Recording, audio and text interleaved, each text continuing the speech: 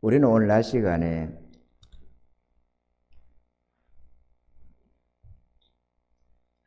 하나님을 섬기는 그런 예배, 하나님을 섬기는 그런 신앙 같았지만, 그러나 인위적으로 사람이 고안해낸 그러한 변질된 신앙으로 하나님을 섬기다가 결국은 그것이 우상숭배가 되고 그들의 멸망이 되었다 하는 것을 들었습니다. 그 여로보암의 그 우상숭배가 계속해서 이어나가다가 결국은 하나님께서 참지 아니하시고 그들을 아수르 왕의 손에 붙여서 다 멸해버렸습니다. 그때 북이스라엘의 마지막 왕이 호세아인데 말이죠. 이 호세아가 왕위에 올랐을 때에 아수르 왕 살만에셀이 침공을 해왔습니다. 그래서 성이 함락되니까 조공을 바쳤습니다. 아수르에 조공을 바치면서 지내다가 이들이 또 조공을 바치고 신하의 도리를 다해서 복종했다는 거 아닙니까? 그런데 애굽의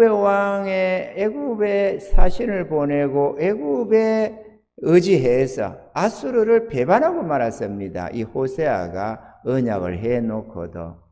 그랬더니만 호세아 6년에 아수르 왕이 다시 쳐들어와서 3년간 에워싸서 모든 성을 함락하고 사마리아 성을 함락시켰습니다.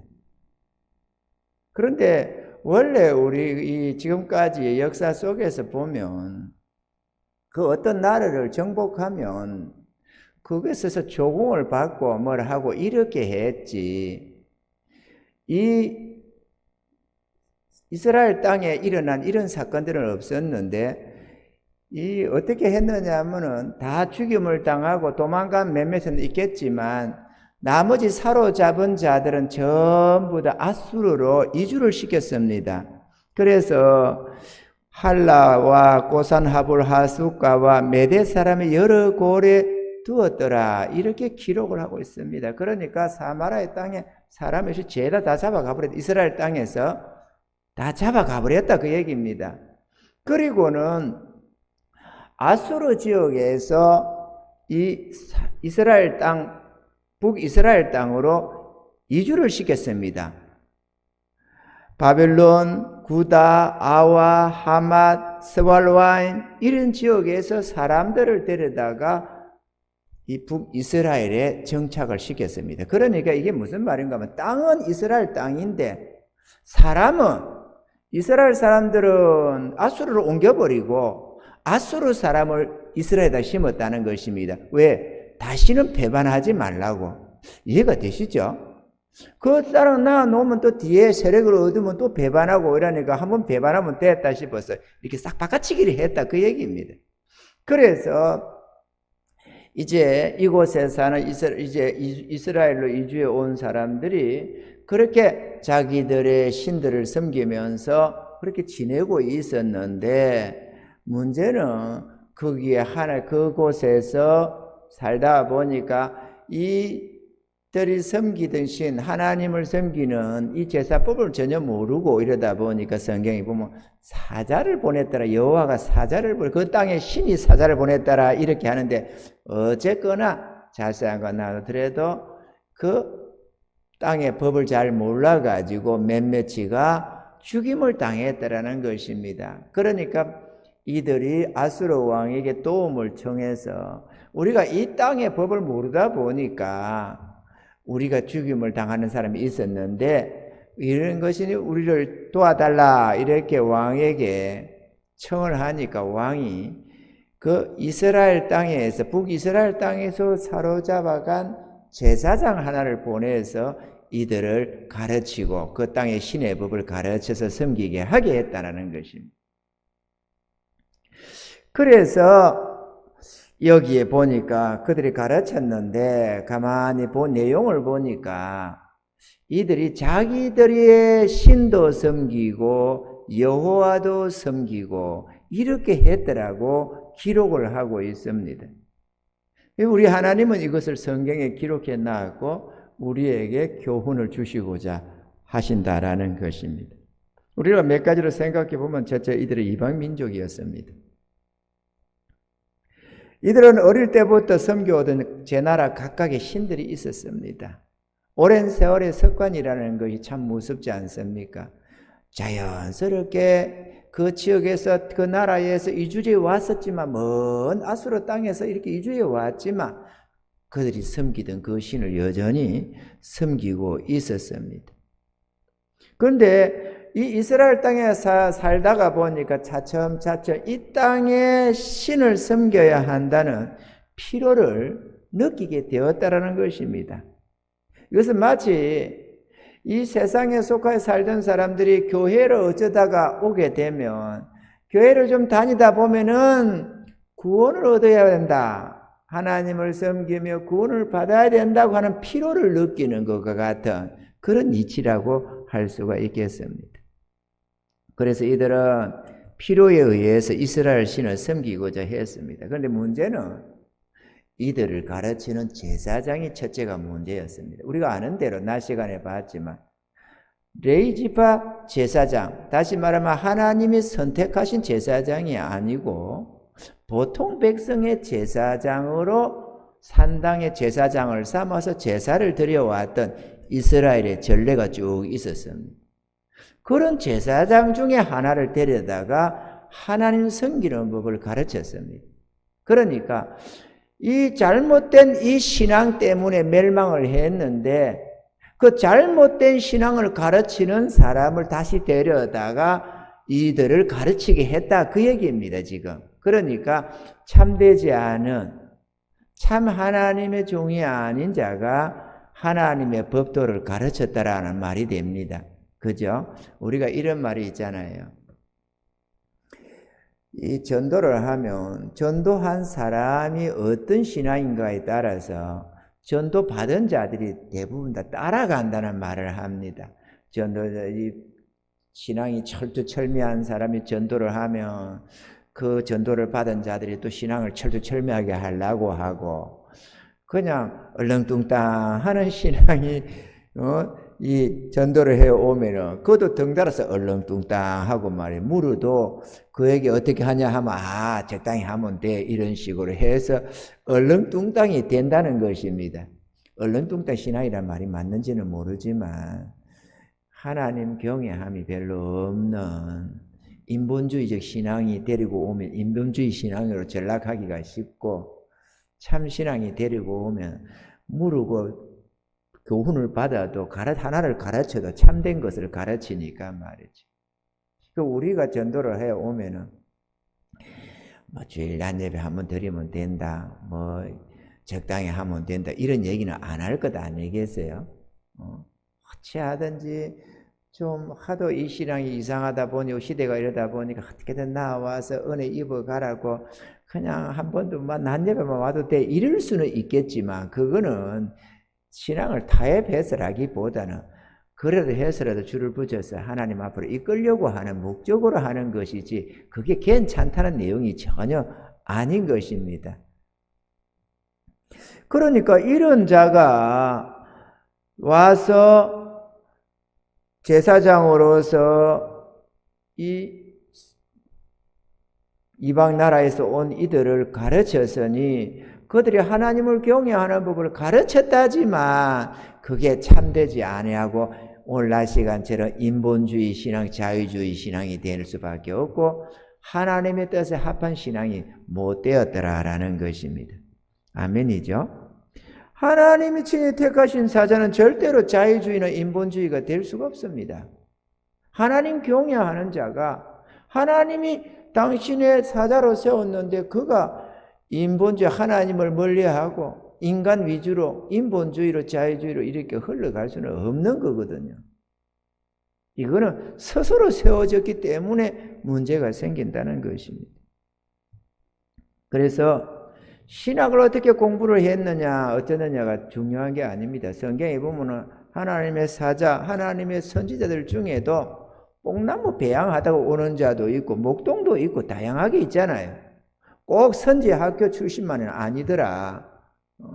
예레미야 같은 경우는 자칭 선지자다 저는 이렇게 하면서 예레미야 선지자처럼 대선지자가 없건만은, 그런데 그 당시에 수많은 선지자들과 제사장들이 저는 자칭 선지자다 이러면서 학대를 하고 옥에 가두고 착고에 채우고 매를 때리고 이런 모습들을 우리가 많이 볼 수가 있다라는 것입니다. 그러니까 중요한 것은 하나님이 세웠느냐, 하나님이 세운 자는 하나님의 말씀을 전하지만 스스로 선자는 인간 위주로 말씀을 전할 수밖에 없다라는 것입니다.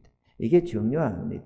그래서 오늘날 이 시대는 말이죠, 좀 교회가 규모가 좀 잡히고 뭐가 하면은 뭐 박사 학위가 있느냐 뭐냐 이런 걸 자꾸 중히 여기는 요소가 있어요. 근데 그거는 그렇게 중요하지는 않다.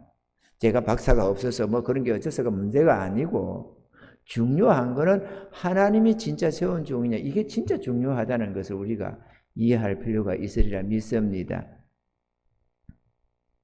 그러다 보니까 이러한 인본주의 신앙, 인간적으로 세워진 이러한 제사장이 가르치다 보니까 이성적으로 생각해 보면 맞는 것 같으나 하나님 뜻에는 맞지 않는 신앙이 되고 말았습니다. 그래서 비슷한 거, 하나님을 섬김도 비슷했지만 실상이 참 신앙이 아니었다라는 것입니다. 이런 참되지 못한 제사장도 하나님을 전하고 하나님의 말씀을 가르칩니다. 하나님의 말씀이라면서 설교도 하고 성경도 가르칩니다. 기도도 드리게 하고 봉사도 하게 합니다. 그러나 그 기도조차도 하나님의 뜻대로의 기도가 안 된다라는 것이 문제입니다. 잠언서 28장 9절에 보면 사람이 길을 돌이키고 율법을 듣지 아니하면 그의 기도도 가정하니라. 그러니까 하나님의 뜻을 모르고 자기 정욕대로의 신앙생활을 하면은 그 사람의 기도도 하나님 보실 때에 선한 기도가 아니고 가정한 기도, 죄된 기도, 정욕의 기도를 한다. 그런 얘기가 되겠습니다. 하나님은 그걸 하나님 뜻에 안 맞는 기도다라고 하는 게 아니라 가정하니라 이렇게 표현을 할 정도로 우상 숭배에서 나오는 기도는 가정하다 이런 얘기가 되겠습니다. 이들이 참 신앙으로 변화되지 못했는데요. 뭐 하루 이틀 가르친 게 아닙니다. 계속해서 우리가 사도 바울이나 많은 이런 사도들 또 많은 선지자들이 나중에 이방 민족에게 복음을 전하는 걸 볼 때에 똑같은 이방 민족인데도 변화가 돼서 하나님의 거룩한 백성으로 변화되는 게 얼마나 많습니까? 그런데 이들은 그곳에서 한없이 그곳에 정착해서 말씀을 전하고 이들을 교육했지만 하나님의 법을 전했지만 그들은 전혀 변화가 안 됐는데 왜 변화가 안 됐느냐? 이들에게는 회개와 회심의 경험이 없었습니다. 이방에서 이주해온 이들에게 회개와 회심의 경험이 없었더라. 물론 이 제사장도 마찬가지입니다. 회개와 회심의 경험이 없었습니다. 참 신앙은 지난날의 죄에 대한 회개와 하나님께로의 이 회심이 있기 마련입니다. 아멘입니까? 주의 십자가 앞에서 자신의 죄로 인한 주님의 그 십자가를 바라보면서 통회자복하게 되어져 있습니다. 하나님 없이 주인 노릇하며 살아왔던 자기 자신을 주님께 드려 헌신하는 그런 회심의 역사도 있기 마련입니다. 그러나 오늘 이 본문 속에 나오는 이들은 성경 어느 구석에도 회개했다는 것, 우상숭배했던 지난날의 삶을 회개했다든지 자신을 하나님께 드려 헌신했다고 하는 이 회개와 회심의 역사가 없다라는 것입니다. 이해가 되시면 하면. 그러니까 자신을 주의 것으로 헌신했다, 바쳤다 이런 얘기가 전혀 없잖아요. 우상숭배가 죄인 줄을 모르는 사람들이 무슨 제조로 회개를 하며 하나님께 헌신을 하겠습니까? 이해가 되시죠? 자기들이 지금까지 섬기던 거룩하게 섬기던 우상숭배가 이게 하나님 앞에 죄인 줄을 알아야 되는데 죄인 줄 모른다 이거죠. 왜 죄인 줄 모르느냐? 가르치는 제사장이 죄인 줄 모르는 사람이다 이거죠. 왜? 자기들도 그걸 섬겼으니까. 그래서 돌이킬 수가 없었더라.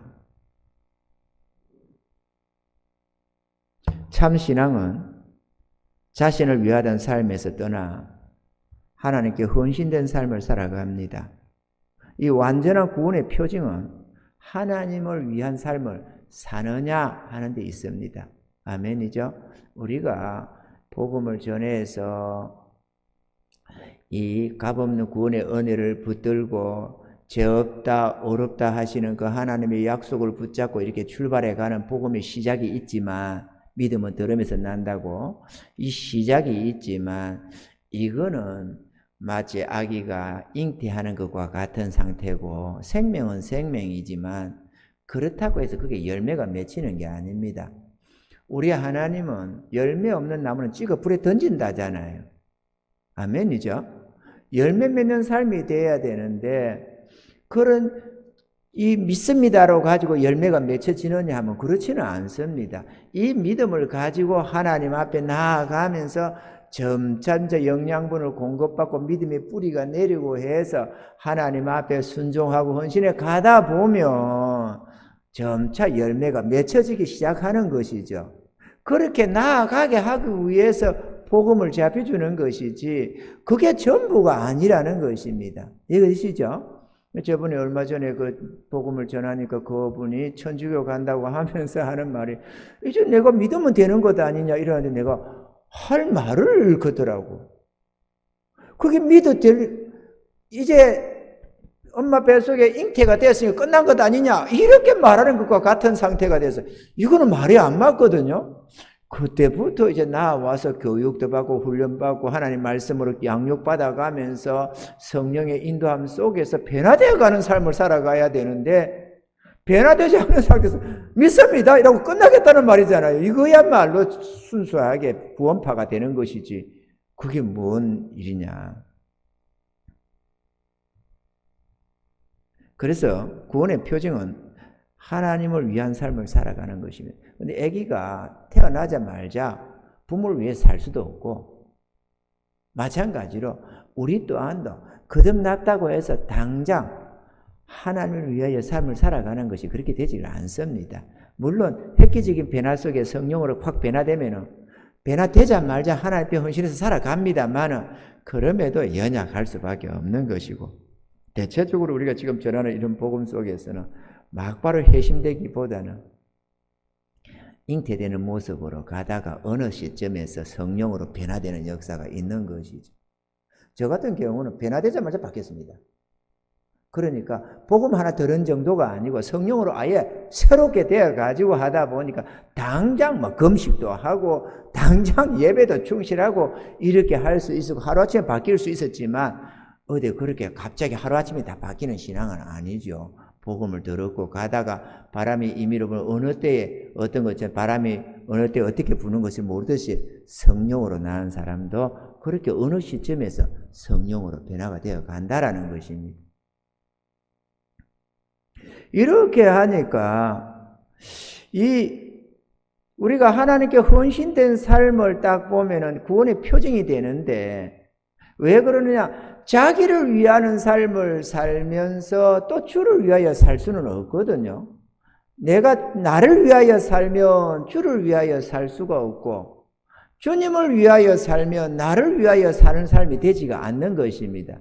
주를 위한다 하지만 100% 주를 위하는 삶은 아니지만 우리의 삶의 목적이 주를 위하는 삶이 된다, 그 얘기입니다. 아멘이죠? 근데 내가 육체를 가졌으니까 당연히 먹고 살고 하는 필요를 하지만 사는 목적이 나를 위한 삶이 목적이 아니고 주를 위한 삶이 목적이 된다, 그런 얘기입니다.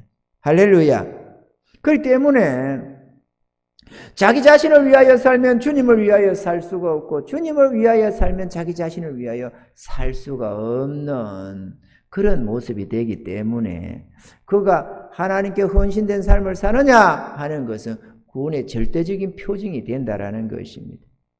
그런데 이들은 필요에 의해서 신앙생활을 한 것이지 죄된 줄 알고 회개하고 돌이켜 주님을 믿는 참신앙이 아니었다.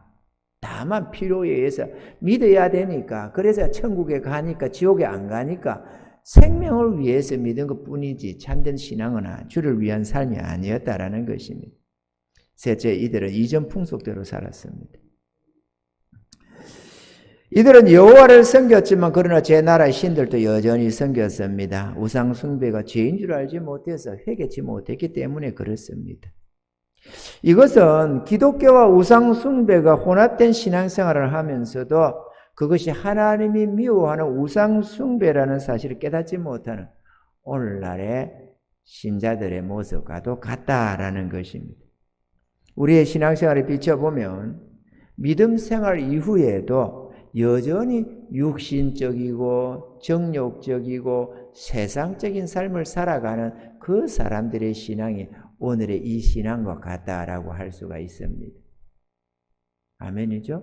믿음 생활을 한다는 것은 내가 이제 하나님께 속한 삶을 살아간다는 말인데, 믿음 생활을 한다고 하면, 신앙생활을 한다고 하면서 여전히 자신을 위하며 세상 것을 추구하며 세상 만족을 구하며 그렇게 살아가는 이 사람이 바로 우상숭배의 삶이라는 것이라는 거예요. 우리 주님께서는 누가복음 6장 46절과 49절에 이렇게 말씀을 하셨습니다. 너희는 나를 불러 주여 주여 하면서도 어찌하여 나의 말하는 것을 행치 아니하느냐. 46절에 이렇게 말씀하시고 49절에 듣고 행치 아니하는 자는 주처 없이 흙 위에 집 지은 사람과 같으니 탕류가 부딪힘에 집이 곧 무너져 파괴됨이 심하니라 하시니라. 그러니까 주님을 주여 주여 한다는 말은 나름대로 주님을 믿는다는 말인데, 주여 주여 하면서도 정작 주님을 믿고 따르지는 않더라. 주의 말씀에 순종하며 살지는 않더라는 것입니다. 그러니까 이런 사람은 어찌 된다고요? 마지막 심판에 무너지고 멸망한다. 이렇게 주님이 말씀을 하시는 것입니다. 순종하지 않는 신앙은 참 신앙이 아닙니다. 아멘이죠? 우리가 지금 우리 집 이번에 보다시피 우리가 주님의 복음을 듣고 이렇게 전할 때에도 첫째 회개해야 된다. 자신의 죄된 삶에 대해서는 철저히 회개해야 된다. 회개해야 죄가 용서받는다. 두 번째, 주님 영접해야 된다. 자신의 구주로, 자신의 몸의 주인으로 모셔드려야 된다. 영접해야 된다. 셋째, 삶의 주인을 바꿔야 된다. 그렇게 하잖아요. 그죠? 삶의 주인을 바꿔야 된다. 내가 운전대를 잡고 내가 주인 노릇하는 게 아니라 이제는 그분께 주인의 자리를 내어놓는 거고 나는 그분의 뜻을 따라가는 종이 돼야 된다. 이렇게 하잖아요. 그러면 내가 주님을 모셔드렸으면 이제부터는 주님을 믿고 따라간다고 하는 그게 신앙인데, 따라가야만 내 심령도 바뀌어지고 정욕도 제거되고 따라가야만 하나님의 선한 뜻이 이루어지고 하나님이 나를 통해서 이루시고자 하는 하나님의 그 모든 뜻을 이루어가는 섬김의 삶이 되는데, 따라 안 가고 내 마음대로 사는데 어떻게 주의 뜻을 이루며 어떻게 주님이 주인이 되느냐. 주여 주여 하지만 실상은 우상숭배에 불과하다라는 것입니다. 그래서 같은 누가복음 6장 47절로 48절에 이렇게 말씀합니다. 내게 나와 내 말을 듣고 행하는 자마다 누구와 같은 것을 너에게 보이리라. 집을 짓되 깊이 파고 주초를 반석 위에 놓은 사람과 같으니 큰 물이 나서 탕류가 그 집에 부딪히되 잘 지은 연고로 능히 요동케 못하였거니와. 그러니까 하나님 주님을 영접하고 주님을 믿고 따라서 순종해 나아가면 이 사람은 절대로 반석 위에 지은 집이 되어서 심판날에 무너지지 않는다라고 우리 주님이 말씀을 하셨습니다. 여러분, 우리가 나는 그렇게 생각 안 하는데요, 어쩐데요 해봤자 소용이 없습니다. 주님이 그렇다고 하면 우리가 믿고 따라가는 거지, 심판하실 주님이 그렇다고 하는데 버쩍 내 생각은 그렇지가 않은데요, 내 생각은 그렇지 않은데요, 이게 교만이라는 것입니다. 자기 정력대로 살고 싶어서 교만을 부르는 거지. 그렇죠? 주님께서 그렇지 않으면 구원이 없다라고 하는데도 뻑뻑 말이야. 그래도 내가 예수 믿으니까.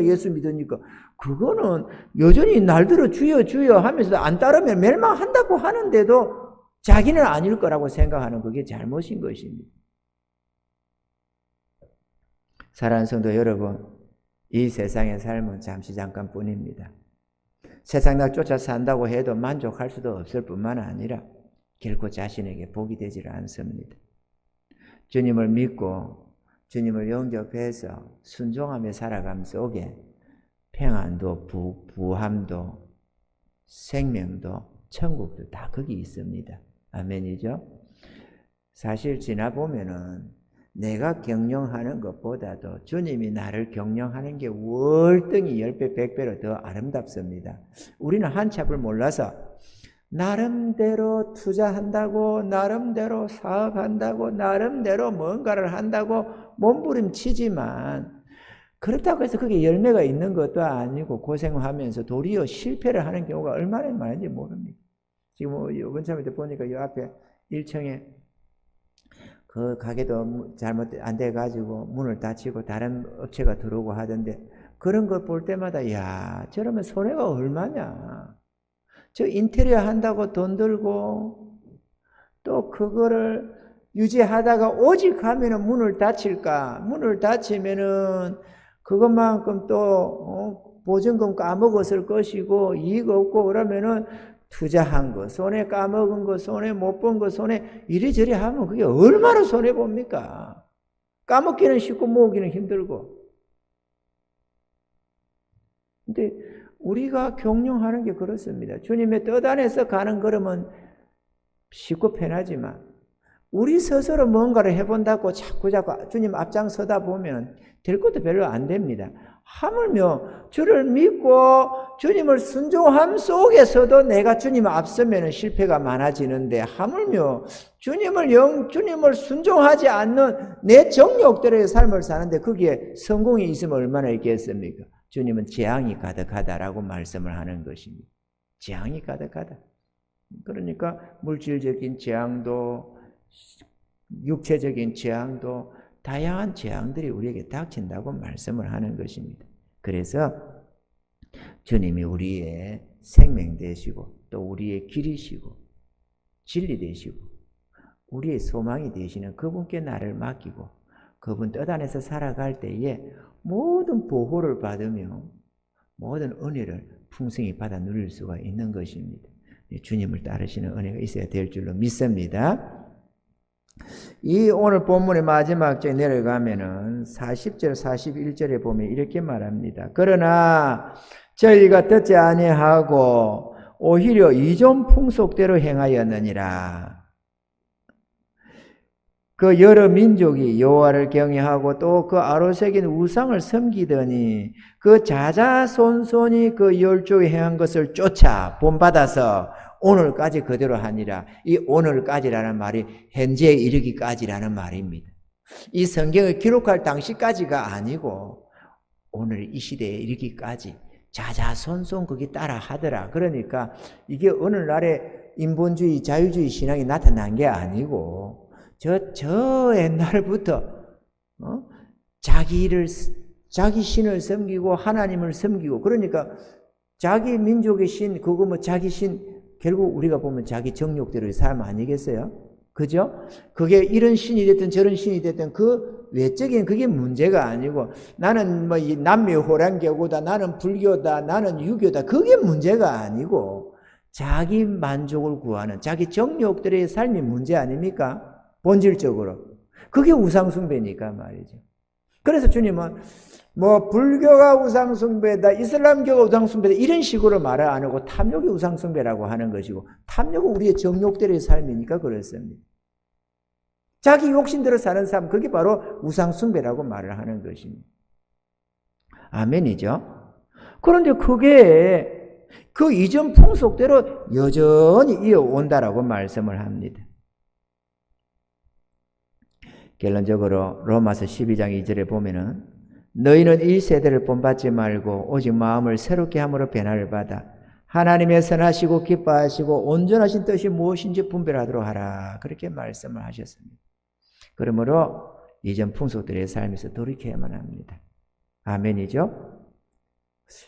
내가 무슨 이전 풍속을 내가 무슨 우상숭배를 하지 않았는데 무슨 말이냐? 이렇게 한다면 역시 낮 시간처럼 나를 위한 삶이 바로 우상숭배의 삶입니다. 아멘이죠? 주님을 향한 삶이 하나님을 향한 삶이 참 신앙이라면 나를 위한 삶이 우상 숭배입니다. 그런데 그러면 나는 포기돼야 되느냐? 내가 나를 포기하면 주님이 나를 지켜주시는 것입니다. 주님은 나를 위하고 나는 주를 위하고, 이게 영원한 생명을 얻는 방법이고 또 이 땅에서도 참으로 복되고 아름다운 삶을 살아가는 원리가 되겠습니다. 그런데 내가 나를 위하면은 주님을 위한 삶이 안 되기 때문에 문제가 생기는 것입니다. 우리가 오해하지 말아야 될 것은, 내가 마치 주님을 위하고 나는 없는 존재가 되어가지고 그러면 나는 비참해져야 되느냐, 자꾸 이렇게 갖다 붙일 수 있는데, 그런 얘기가 아니고 주님은 우리를 위하여 오셔서 우리의 모든 것이 되어주셨다. 아멘이죠? 지혜도 능력도 또 우리의 부함도 우리의 평안도 생명도 여호와가 우리의 보혜사 아닙니까? 주님이 자기를 위하는 게 아니고 우리를 위한다 이거죠. 그럼 우리는 주님을 위해 살아간다. 마치 자식이 부모를 순종해라 그러면, 아니 내 삶은 없냐 그러지만 부모는 자식을 위해서 모든 걸 다 하잖아요. 그러니까 나만 억울하다고 할 자식이 돼서는 안 맞는 거죠. 이해가 되시죠? 나만 억울하다, 나만 부모 따라야 되느냐 이렇게 하는데, 나만 부모 따르는 게 아니고 부모가 자기를 위해 주니까 순종하라는 것을 말하는 것입니다. 그러면 이 정욕적으로 인생도 그러는데 하나님이 나를 위해서 해주잖아요. 우리를 위해서 모든 것을 다 이루어줍니다. 모든 것으로 축복하시는 하나님이시니까 그 주님을 믿고 순종해라라는 것입니다. 그러면 최상의 삶을 살게 된다라고 말을 하는 것입니다. 할렐루야! 우리가 인간적으로 자꾸 곡해하지 말아야 될 줄로 믿습니다. 여기 곡해할 사람이 없어서 다행인데요. 오늘날의 사람들은 주님 순종해야 된다, 헌신해야 된다 이러면 자꾸 나만 자꾸 하나님께 뭐라고, 나는 어쩌라고 이런 식으로 손해본다는 개념을 자꾸 가지고 하나님의 사랑이 뭔지, 그분이 나를 위해서 뭘 어떻게 하시는지를 몰라가지고 끊임없이 곡해를 하고 자기만 손해본다는 식으로 자꾸 말을 하는데 문제가 있습니다. 그러면 좀 열심히 나와서 말씀을 듣고 성경을 읽고 좀 해서 하나님을 알면 좋은데, 그러지는 않으면서 자꾸 하나님을 곡해하고 의심하고 불평불만하고 하니까 오히려 그게 자기에게 오히려 고통이 되고 자기 생명에 위험만 닥쳐오는 것입니다. 세상에 속한 사람들은 세상에 속한 법도와 풍속이 있습니다. 우리는 하나님께 속한 자들로서 하늘나라의 법도와 풍속이 있습니다. 아멘이죠. 믿음의 백성들의 삶이 있습니다. 그러므로 저와 여러분들은 세상 풍속대로의 삶에서 떠나고 나를 위한 이러한 삶에서 떠나서 하나님의 뜻대로의 삶을 살아야 될 줄로 믿습니다. 그리고 두 번째는 하나님의 자녀로서의 삶을 살아가야 합니다. 영접하는 자 곧 그 이름을 믿는 자들에게는 하나님의 자녀가 되는 권세를 주셨다고 했습니다. 베드로전서 2장 9절에는 오직 너희는 택하신 족속이요 왕같은 제사장들이요 거룩한 나라요 그의 소유된 백성이라 라고 말씀을 했습니다.